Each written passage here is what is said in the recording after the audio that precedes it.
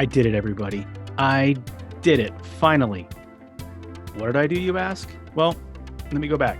In 2021, in the midst of a pandemic, I reevaluated where I was with my real estate career. I've been an agent since 2014, and I have worked under some great leadership and great teams, and I have learned a lot about this industry.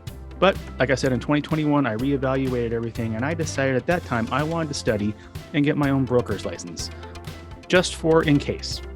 Well, going into this year, 2023, I finally pulled the trigger, and I have now gone completely independent, and I have launched Ron Evans Realty.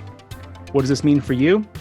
Well, if you're new here, it means you're going to get awesome service, dedicated to you, someone who has your interest at heart 100% of the time, and someone who can really put in the time to make sure that your needs are met in the way that most others can't. If you've worked with me before, you already know that I'm all about customer service, and I work really hard for my clients. But going forward, you're going to have one person to deal with, just me. I'll be able to control all aspects of a transaction, give you much more personal touch, more knowledge to your area, and it's going to also allow me to be working a broader scope. So I hope you'll come back. I hope you'll subscribe to my channel.